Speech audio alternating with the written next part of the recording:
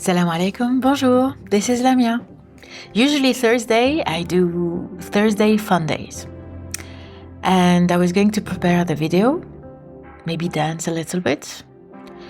And still, my body is feeling still heavy. For those who follow me, you know that last week I just said goodbye to my eldest. And he went for his studies in France. I didn't know how it was going to be received emotionally inside of me. You hear, "Oh, how are you feeling? It's going to be hard." Usually I don't listen to that because I know myself. I know that anyways, I'm going to feel it and I'm going to understand what's going on. And also, so far, it's not been my strength to listen to people. I always get to experience because this is how I understand. I understand by experiencing. I never understood by what people told me. Now I understand more by watching people, their behavior. That gives me some clues. But what I hear, if it's something that I need to experience, because emotions cannot be taught by words. No. You can understand an emotion when you hear music. Then you have the tonality of the emotion. But if you want to really put yourself in somebody's shoes, whether you experience exactly the same thing, with the same context, with the same people, with the same kids, etc., then you get to connect. So it brings me to this point. You see, after years and years and years of studying, because you see, as a mom, I ended up getting in the same corner. Whatever I did, it wasn't perfect. Whatever I was trying to fix, to control, it wasn't perfect. So being the best mom, being the best entrepreneur, being the best wife, being the best daughter, being the best sister wasn't enough. Because the outcome of this algorithm is, it's not perfect.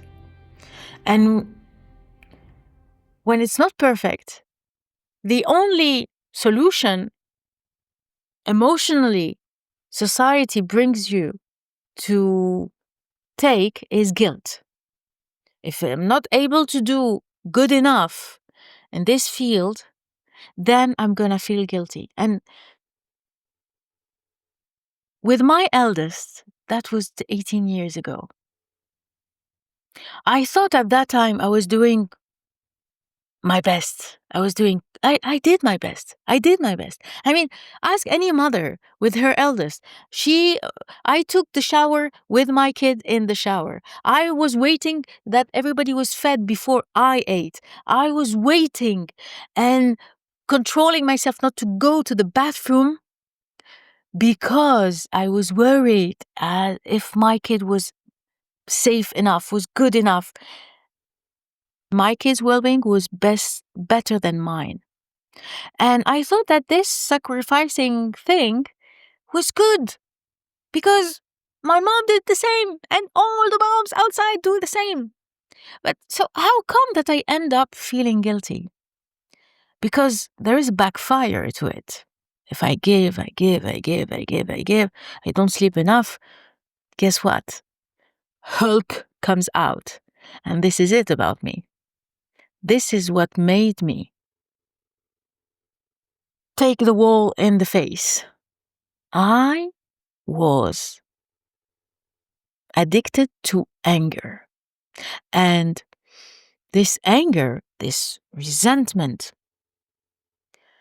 came and was I was unable to control it. So guess what? A house where mom is angry or cannot control her reactions, the kids are afraid. You start from the intention to make it all perfect and to make it good and to support everybody and to protect everybody. But you end up being a danger for your kids because they don't feel safe emotionally. Because if you have a tornado in your house, well, where do you shelter yourself? Okay? So when you realize that, and when I realized that, I realized also that I was all inside feeling guilty. And guys, I hardly met women, moms, not feeling guilty. And what happened is that I realized that especially after I did the timeline therapy, I realized that, oh, why isn't he happy enough with what I'm doing? What did I do to earn this disrespect, for example, in some occasions? What did I do that is making him always asking this and this and this? I realized that guilt has nothing to do with not doing enough. Guilt is about inside myself feeling secure enough so anybody, even not your kid, can make you feel bad about yourself. Nobody, not even your kid. So when you realize this, and when I realized it, because I did so much mistakes that I wasn't even aware of. Some days I was aware of. I had my ego. Okay, you want to be right. You want to make him bend to your rules. And you don't recognize when you make a mistake or ask for forgiveness because it requests some humility, which wasn't my forte for a long, long, long time. Still, for those who don't know, I am Algerian, and this is not our forte. So you are shaped by your environment, right? Okay. It's a good thing to have an ego to protect you from shaming, and ego somehow protects your dignity. This is the gift about ego. Everybody's saying, ego is not good. No, ego has a mission. Because without dignity, we are not even feeling good enough to receive respect. I mean, dogs have more respect than that. Right? I'm speaking in an Arab standpoint because when you go to Europe, for example, dogs are cherished because they give so much love. In countries where they still don't have, I mean, you get a dog when you don't have your kids to cherish you, right? And please, this is not generalization, okay? But you have countries where dogs are super cherished and others where the dogs are not so much.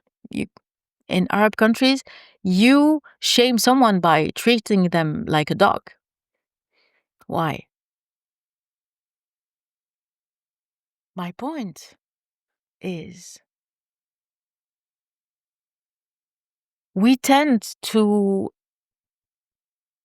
want to repair everything we did from a standpoint of guilt. because guilt can be stuck with you if inside of you, you don't feel secure. You don't feel that you are worth being loved. And can you imagine? It took me so many years to heal and heal and heal. And still, there was this with my eldest because he's the first one. So, all the mistakes I did with him. And after arriving to the fourth kid, I realized that he was the easiest one. And he took the biggest, hardest part of me. Okay. At some point, you let go of your kid and you feel that I didn't finish the job. This is why you feel guilty. You don't finish the job. You didn't finish the job. You didn't finish the job, so you get your degree of good mom. This is it.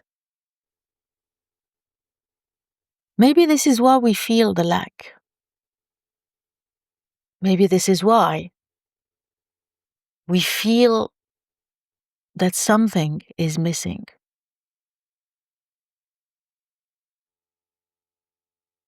And I know now that no mother is feeling differently.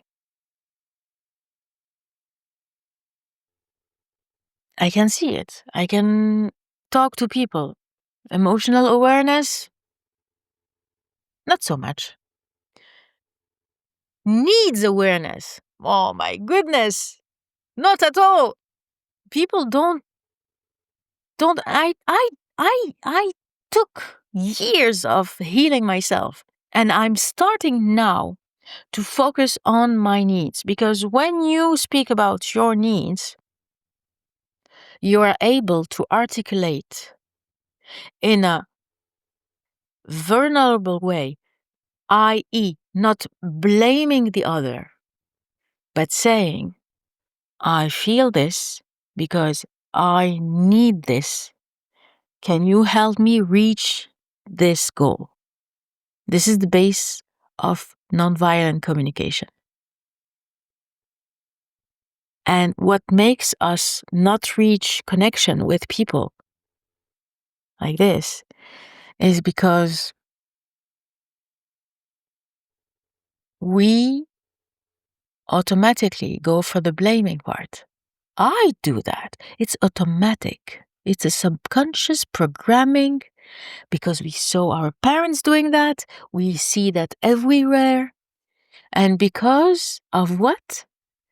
Because inside of everyone, a lot of people, mainly inside, there is this fear of rejection. Because if you reject me, then it means that I'm not lovable. And if I feel that I'm not lovable, well, then it hurts. This is why we fear rejection. And the worst one comes from our kids. The fear of being rejected from our kids. If your own kid rejects you, how can you handle that? Your own kid doesn't love you? Doesn't mean that. If he rejects you, you say that. You can have a lot of explanation. Doesn't mean that he doesn't love you. This is our interpretation. This is the illusion that our mind, our Bruno, is telling us. Okay? The inner critic is interpreting what people are saying regarding what's already inside of us, how we feel inside of us. So, I am thinking at the end I felt guilty the whole way around because inside of me, I needed that inner security. That's it. That's it. Because I know no mom, most of the moms, they do so much more. They do enough. We do enough. Now, about doing a lot and doing efficient enough, that's another story. Because we are not taught. We have no training. We have no training becoming a mom. It's a job. It's not an identity. It's a job. If it's related to doing, okay, it means it's a job. If it's related to being, okay, if I'm just being a mom, okay, I'm being a mom. You went out of my tummy. I'm a mom. Okay? So there is no good or bad to that. It's just being. And come on, all the moms love their kids because you know how painful it is. It's a big word. Doing the job of a mom is a job. So if it's a job, get me the CV, get me the job description, and tell me what are the skills that are needed. Aha. And then we can rationally talk about what is needed to be learned, what soft skills are needed here, what are the weaknesses that we need to work on that are top priority, okay? And most importantly, where do you want to get? What's your what are your top values? What is important for you? For you, not for society. For you as a parent, where would you check the list? Success, success, success. Has nothing to do with the most prestigious university for your kid, the largest amount of money he or she will earn, or for your daughter, the best marital status she could get. For example, I'm going to big stereotypes that are still very true. This is it. What are the KPIs? What are the key performance indicators? Okay? That is then more edible stuff to make moms understand. Because if it's a job, we need to talk about skills. We need to talk about the mission. We need to talk about the goal of this mission. Aha. And if it's a job, who's the boss? Who is in command? You need to understand that. Who is in charge? The most difficult part into being a mom, and you will see that you can ask any entrepreneur. He will tell you this. The most difficult part as an entrepreneur is to deal with your partners, with your board. أيوة. In a house, you have two people in charge. The father and the mother. And in those two jobs, you need to clearly have balloons going on. You need to state clearly what's the mission of each one. this pair is in charge. So when this pair of this team, this leadership team is in charge, you can imagine that all the problems in the household comes from the interaction from those two leaders in the house. Yep. There are two leaders. Who is doing what? What are the skills needed? What is the goal? What are the success indicators? What's your goal? Where do you want to go? What do you both value? This is it. So we are speaking about guilt as of a form of not shaming, but criticizing, blaming, and an attitude and a set of actions, of behaviors. So if something is going wrong, you do an assessment. You, like in a company, you have, let's say, your operation manager, he's not doing good. Because you have a set of goals that have been stated at first. The first goal is this, this, this, this. You didn't reach this goal, you didn't reach this goal, you didn't reach this goal. Okay. So why didn't you reach this goal? This is very common meeting with your, let's say, your leader, and you talk with him and you try to find out why it's not working.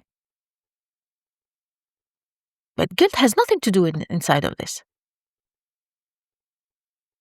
You never come with, you should not have done this. Okay, but maybe we can talk about it, why we reached this situation and how we can improve this situation.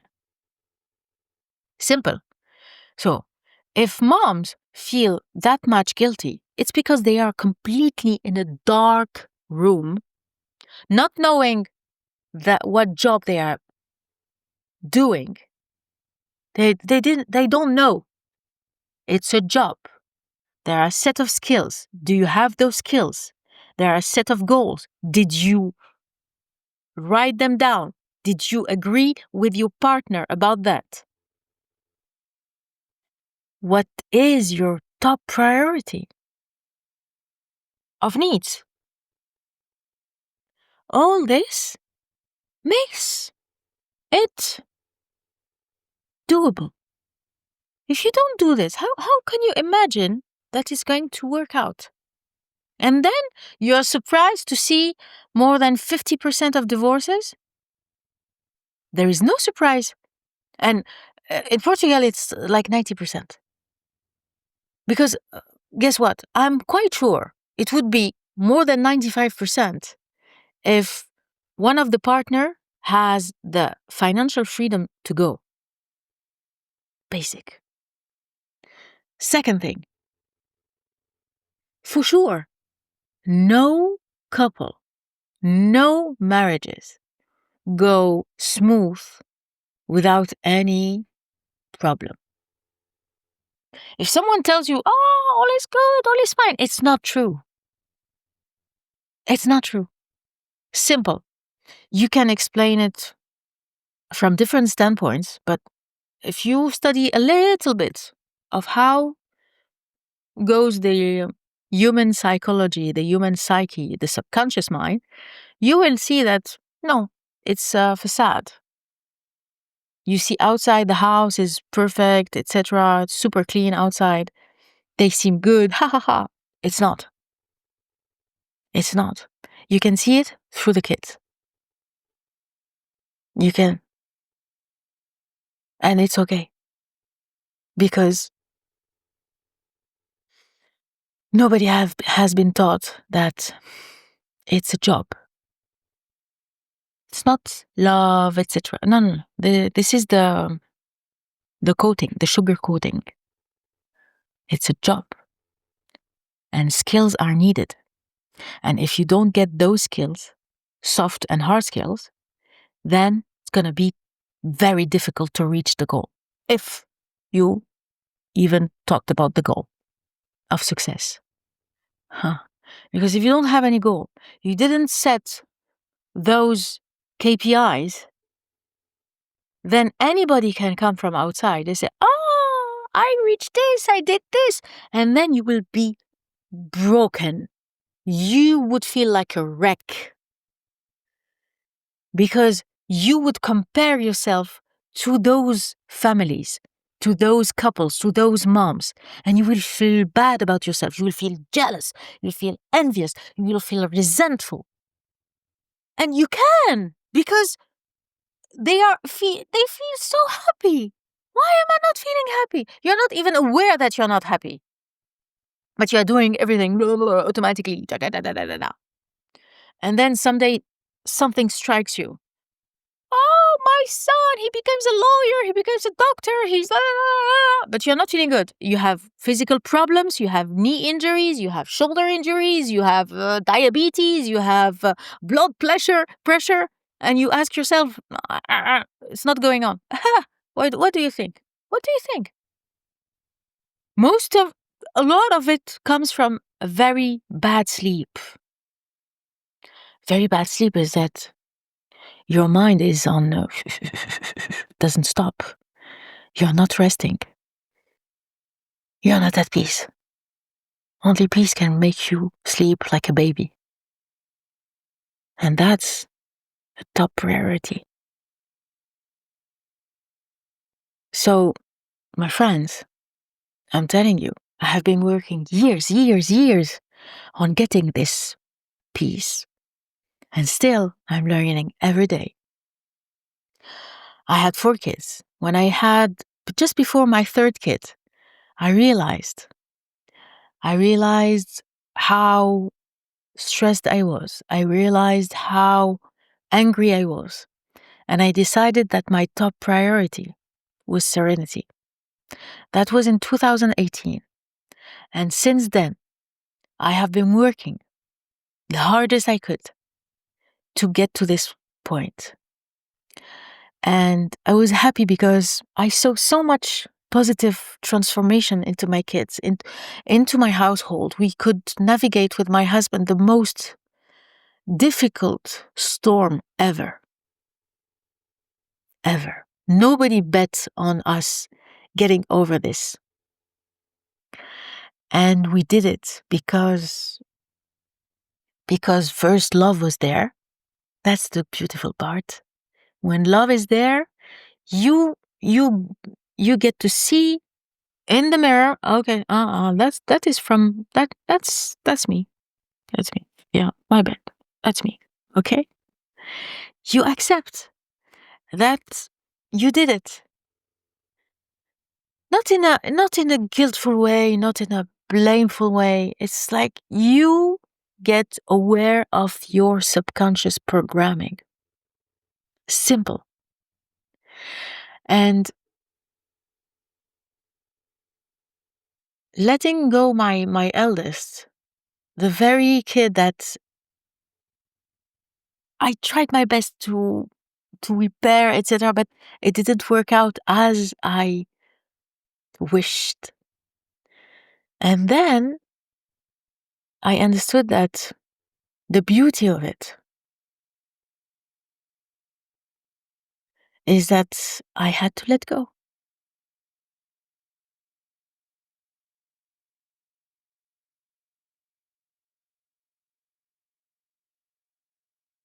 And I remember when I first started my journey into healing, they all say, okay, you take all the books, and you study. Okay, end of the equation. The top priority for healing is letting go. And guess what? Should I letting go? How give it a practical book for letting go. I don't understand. I didn't understand it. And guess what? It's very difficult to understand. It's like holding a cup, super burning cup of coffee. And people are telling you, just put it down. But you don't put it down because it didn't start boiling at first. It wasn't that hot at first. So you keep it, and you don't want to let go. And you don't want to let go because inside there is this fear. There is the fear of being someone else. Because the mind thinks that if you don't see something new, if you don't see what's inside there, in this new room, he will start making assumptions.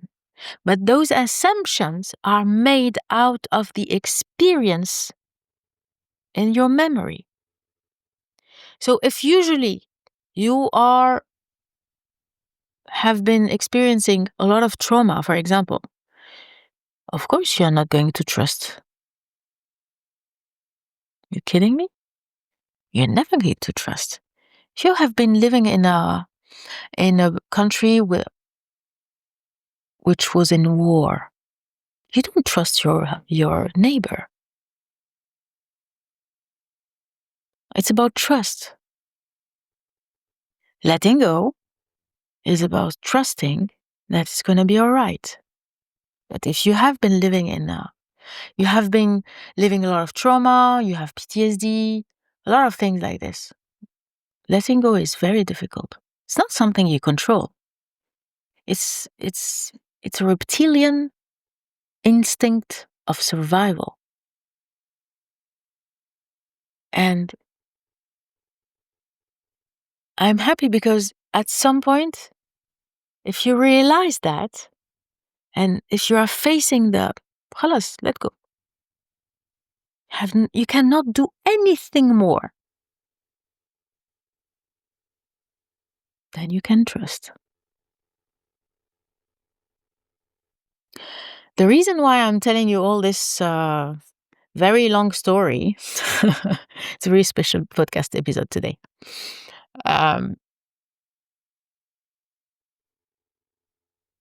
You see a lot of people outside who's watching in a podcast episode with a small short on Instagram about Will Smith. And he was speaking that he reached bottom rock. But he's speaking and his eyes are red. And I can see in his body language, I can see in his eyes, that this doesn't come from an authentic place.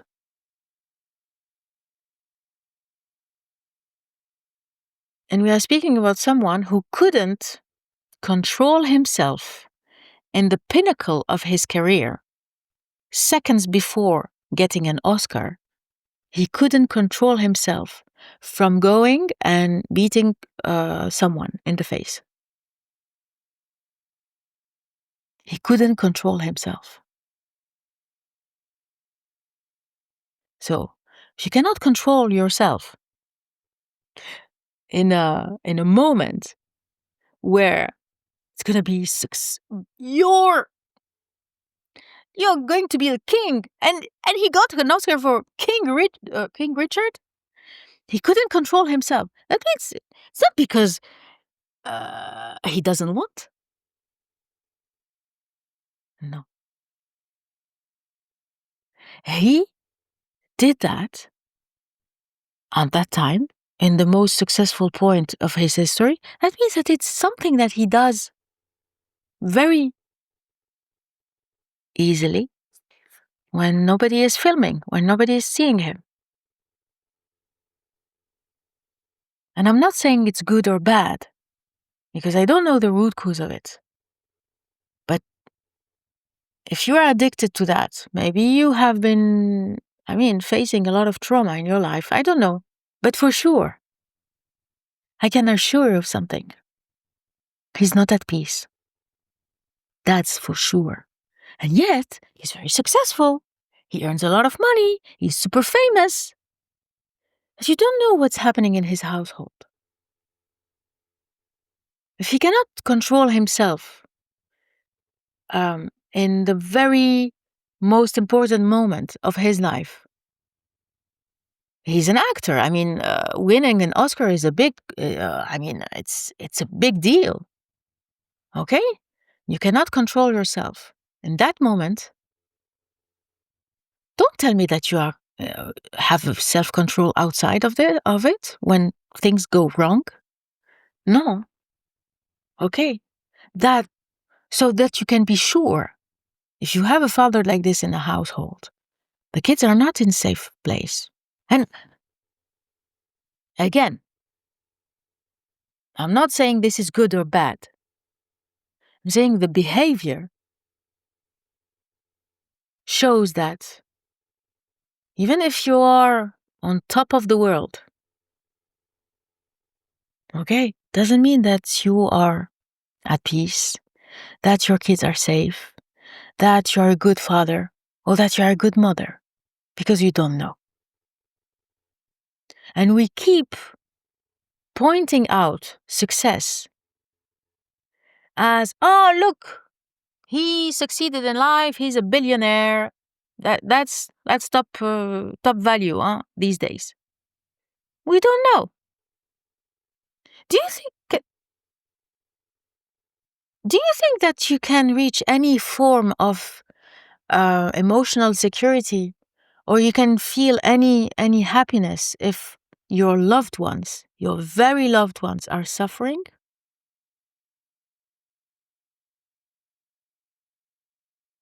It's hard. It's very hard. Money is not enough to cover any pain. Money is not enough to cover any inside security.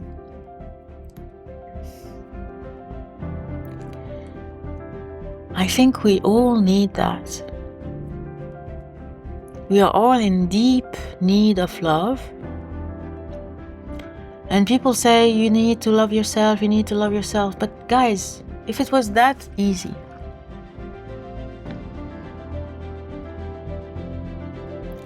at least moms would have find a way, because they never give up.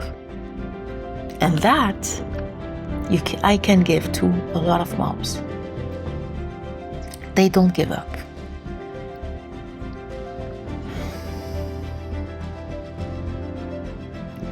And that's so beautiful.